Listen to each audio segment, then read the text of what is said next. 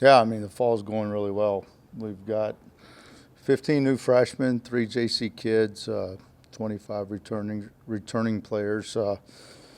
Some of those are guys that were injured or didn't make the roster, but pretty good nucleus, and the right nucleus that's back with some big arms with that now sophomore group that are really growing up and learning how to pitch as opposed to just having a big arm. And then a really fun and creative and exciting freshman group. So up to this point, we've been very pleased with our strength and conditioning, our speed and agility, our individual work. We'll do that up until the weekend of OU football, and then Monday the 14th we'll start our fall season. A little later this year, but we'll go from the 14th through November the 19th. That will be our team segment. So all's good.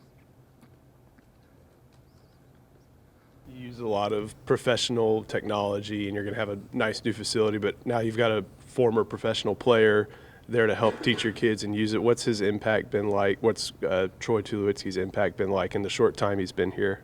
Well, he's been special just like he was as a player. I think when you look at his situation, you always have concerns of whether or not that type of player fits into a coaching staff, and he's very different from most big leaguers that finish their career and willing and wanting to get back on the field as quick as possible. But, you know, he carries so much knowledge and validity with him, and he's just a born leader. So his influence with our infielders and our hitters has been tremendous. Do you have a target date for the indoor facility? I think it's got to be Yeah, getting we're close. looking at mid-October for completion, and I think they're talking about October the 19th being the first day of or the ceremony. And like just I guess a general rundown of what that is going to include. You know, I think it's got some of the batting stuff and the pitching labs. And have you seen a bump in recruiting already now that you got guys coming on campus and they're seeing an actual facility now? Well, let's kind of back up to fall ball first. That's one of the reasons why we pushed it back, because we felt like we wanted to utilize the indoor facility with that being open. So that's critical for us. It's critical that we have Troy and Phillip doing all the offense and all the defense, so we wanted to make sure it gives them a little more extended time there. And then Sean moving over the pitching, same thing. So just incorporating a little bit, not so much different philosophy as a team, but maybe some intricate parts of hitting or what we're doing with our pitching for improvements. And then when you look at the facility, it's going to be fascinating. When you walk in, it's actually, you come from the back of the clubhouse and you're in the building. And that's one of the main reasons why we wanted to keep it where that existing space is, for the simple fact that part of an indoor is proximity.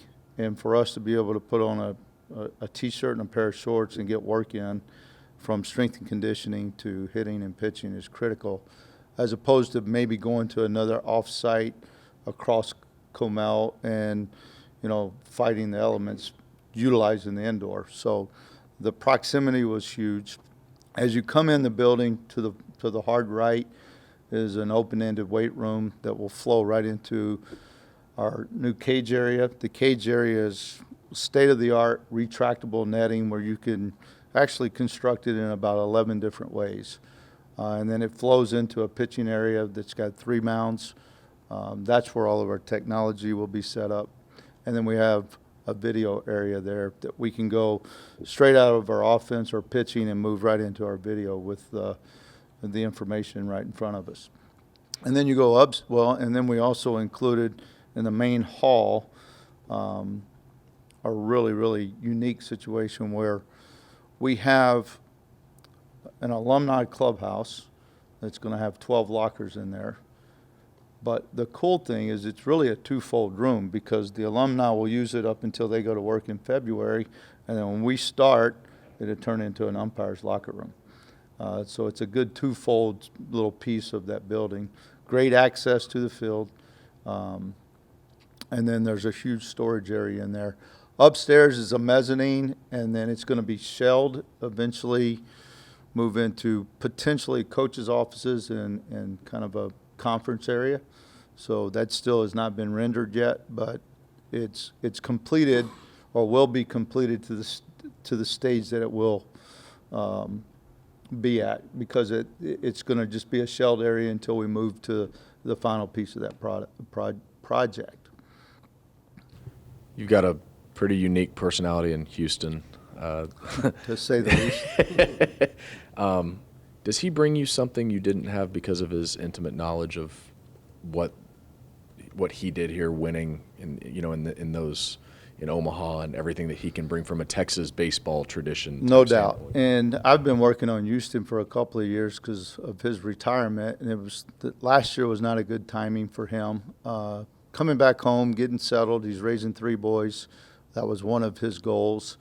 But to get him back into school, to give him the opportunity to, one, get his degree, which, quite frankly, he doesn't need his degree, but it's a pride thing for him, and I think it's something he wants to prove that he can do, and validates him being a student, but also being able to be on the field with us and showing that history as well as the mental side of the game more than anything. Houston's not the pitching coach.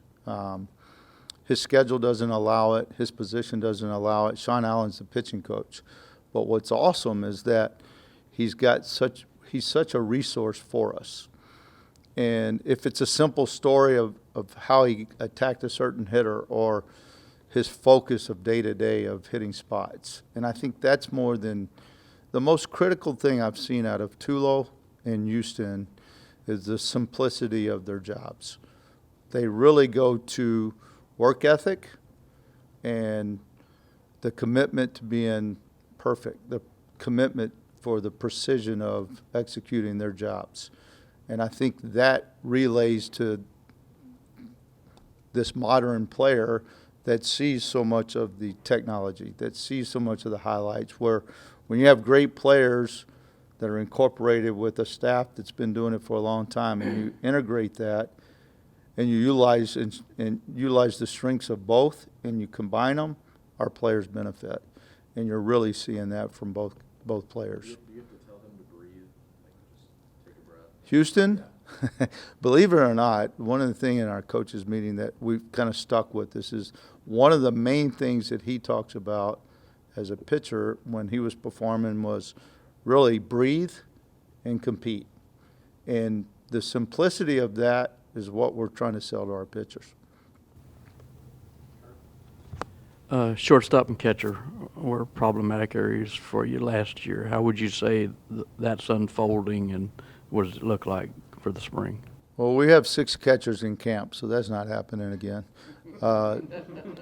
DJ's coming along. He's actually going to he's taking dry swings. He actually is going to hit on front toss today. His throwing looks good. It's just not very intense yet, but everything's right in his recovery. 2 really, really good-looking freshmen, Silas Ardoin, his dad caught in the big leagues, Danny Ardoin, and then Peyton Powell out of Waco. So you add those 2, and then Cam Constantine, who is also coming off a shoulder issue, going through his rehab, doing really well, and then you add Gant and Peter back. So there's a lot of competition, but I really like the security of DJ, and hopefully he recovers fully. And then the 2 young freshmen. Powell's a left-handed hitter. Ardoin is a no-nonsense kind of kid that is a absolute field rat. At shortstop, we brought in 2 JC kids.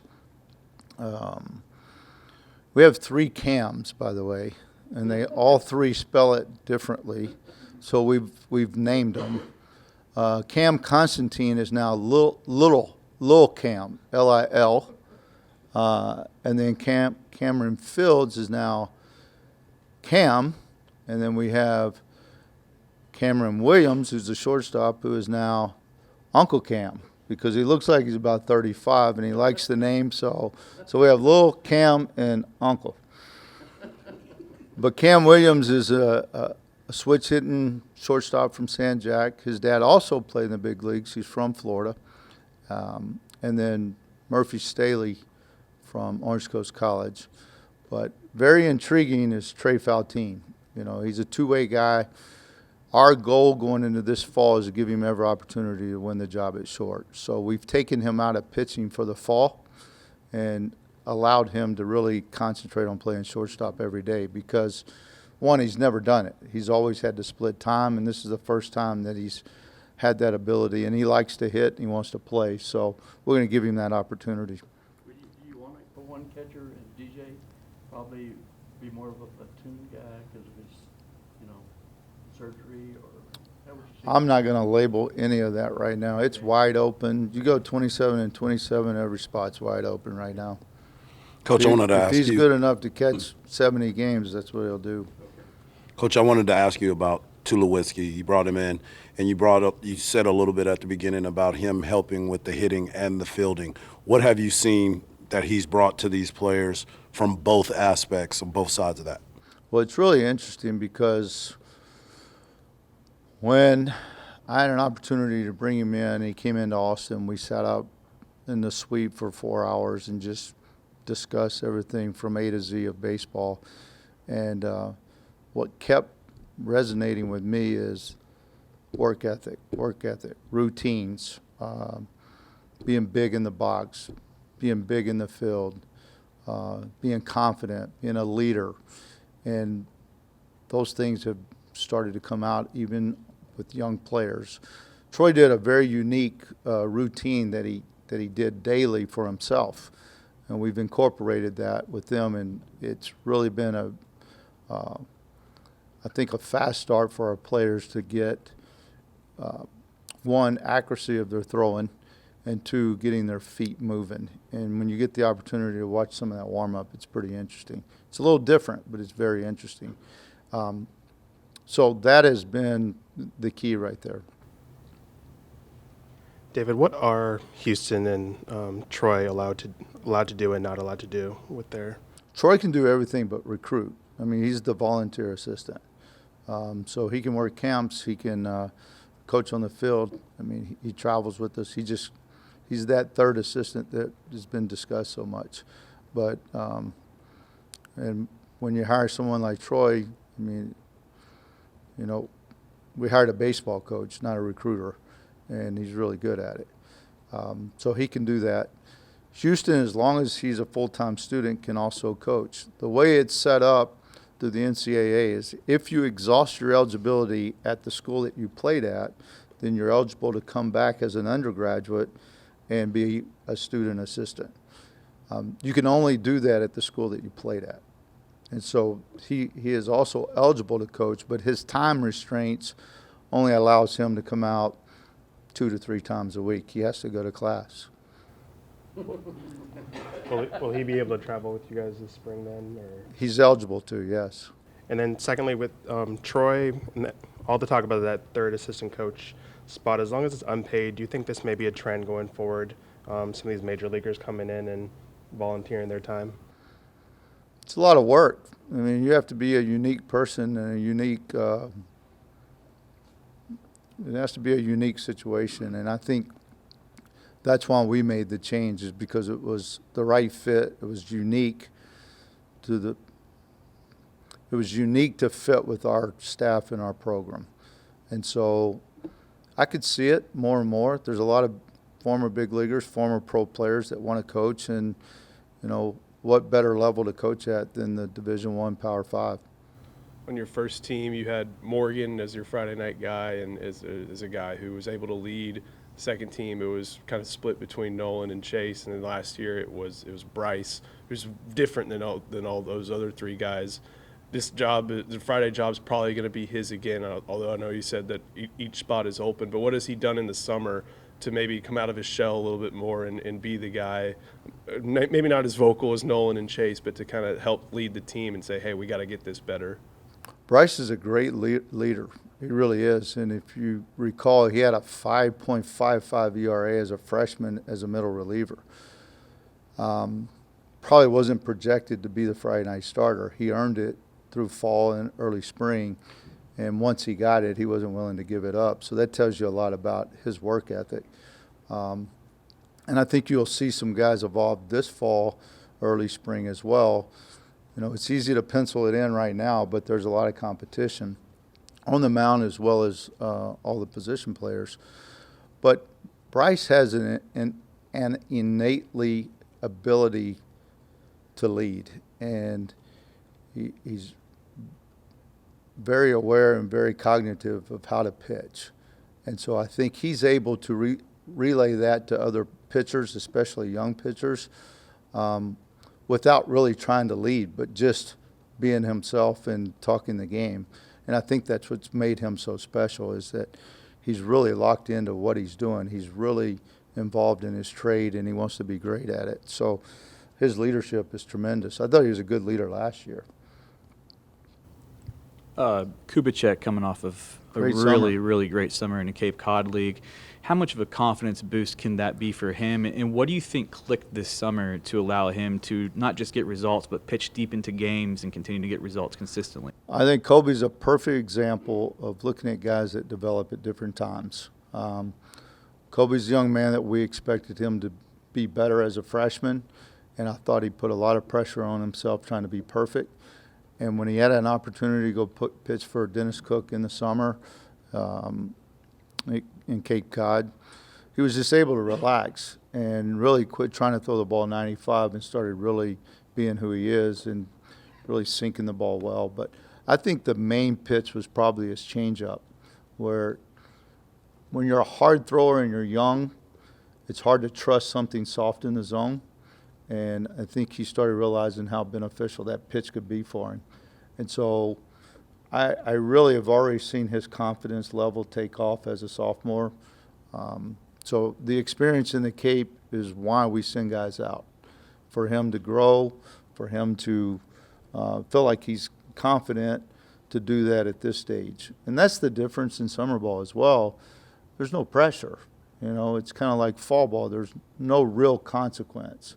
And so for them to overcome to get to that point is key. And it just really goes back to being mature enough to go through the hard preparation, to trust your preparation.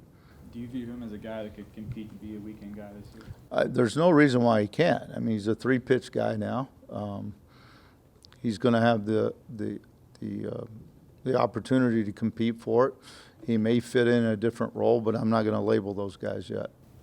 Even after Omaha, you sit down and try to figure out what you can change. But after 27 and 27 last year, how hard was that on you to deal with? And how hard is it to not want to change a ton of things that have gotten you to where you are after that? Well, that's a great question, because honestly, we've done so many things right for so long. And then you go in and you just have a miserable 8 weeks, and you really we went in a tailspin and we couldn't get out of it. And so I think when I evaluate the team every year, I start with myself, and there's some things that I felt like I can change. One thing I noticed being at Texas as opposed to maybe a mid-major is that you really don't have to put pressure on players to want to be great. They want to be great. They put enough pressure on themselves. So you have to back off more here than any other place I've been. And I think that's one thing that I've learned, and that's one thing that I think is going to help the team. And then you just go through from the strength and conditioning program. We hired a new strength coach who has been outstanding, Matt Couch. Great demeanor, has a pitching background, so very aware of injury, very aware of protecting from it, but maximizing players. As you move through the building, you kind of just evaluate every piece. And that's one of the reasons why I made the move to put Sean with the pitching. He has a pitching background. I was fortunate to do the same thing under Coach Graham at Rice. And not only did it springboard my career, but it helped me understand both sides much, much better. And so I think if you understand the offense, you're a better pitching coach. If you understand the pitching, potentially you're a much better hitting coach. And so all of that combined has just been a constant evaluation. But, it was pretty stressful for the summer because I put a lot of pressure on myself to do well. And I didn't even want to go to Mass. I needed to go to Mass. I just didn't want to be seen at Mass. David, you talked about Kubicek from his summer ball, obviously. Was there anybody else that you felt really benefited from summer, and is there anybody in fall ball that, based on their summer work, that you might shut down or limit at some point? Well, I think I answered the question a little incomplete with Elder. He pitched at the Cape. He's had a little bit of, not injury, but just some tightness, and there was no reason to continue throwing him, so we backed him off. Kobe was great. Mason Bryant finished really well in the Northwoods, and I would say he was probably the next arm besides Kubicek that really grew from summer ball and built some confidence. But Eric Kennedy was the best player in the California League. He was the MVP in the California League, and so he did everything that we knew he could. And what I love about Eric is that he had a very good freshman year. He had a great summer, and he's so coachable. He's already made some Tulowitzki adjustments, and the ball is really jumping off of his bat right now. David, would you say Houston is the most qualified student coach in the country? Like, have you ever He's seen the richest. Have you ever, I guess, been a part of something like that where a former big leaguer comes back and is on campus as a student coach? Not on my staff. We had a couple of guys at Rice that went back to school. Lance Berkman went back, but he wasn't on our staff. Paul Yanish did the same thing, and now he's on their staff. But it's a very unique situation to have two former big leaguers with 15, 13, 28 years of experience on your coaching staff. And what I've loved about it is both of them have been nothing but givers. Their ultimate reasoning for being here is to make the University of Texas the best baseball program in the country, and I'm glad they're with us. Got time for just a couple more. David, is there an update on Donnie's status? And then also, Well, Donnie, we've never seen Donnie at full boat. When he came in, he was injured from the Junior College World Series. He had surgery. Last year, he never got back. He actually went back in for a minor surgery and is just now starting to throw. The ball is coming out cleaner right now than it ever has. When we recruited Donnie, we recruited him as a potential closer that's going to spin the breaking ball and go up to 97. We haven't ever seen that here, but Donnie came to me at the end of the spring and said, I would like to take one more shot at it. Very similar to a Josh Sawyer situation. And so we gave him every opportunity to come back. But body looks great. His arm is coming. He's going to have to do well in the late fall because he won't really compete until the late fall, maybe early spring. So he's going to have to really do well to make the team just because of where we are with depth. So has his waiver been approved? It has been approved, yes. and then Zach didn't do summer ball, but what have you seen from him, I guess, working out, and what do you expect from him going forward? Zach Zubia looks awesome. I mean, he cut his body fat down. He did a great job of speed and agility. He's going to have every opportunity to play first base, and that's been one of his goals. And I think if he can, it definitely helps him, but it helps us potentially to have some guys maybe move in and out of the DH a little bit more in matchups, and I think he has a chance to hit better if he's an everyday player as well. So it gives us some really good options, but he still has to win the job. David, how would you describe the team you're hoping to put on the field? You got a lot of infield spots open and some of the pitches in question, but as far as what you want to do, as far as changes, how would you describe that team? What I want to put on the field is some young energy that really want to win and really want to win for each other. Not so much individual stats, not so much about the draft coming up, but guys that want to play for the University of Texas and play for a national championship. And I really like not only the character of this team, but the personality of this team so far. Speaking of the personality, I think you'd probably agree you didn't have as much player voice as you wanted with last year's group. You got some guys in this freshman class I think are kind of known as makeup guys with Trey and Dixon and Ardoin. Are you seeing those guys kind of contribute there already? And what about those returning players kind of having more of that ownership of the team? It's kind of been the theme this entire fall. You know, we get an 8-hour period in our strength conditioning and our speed and agility and our individual work.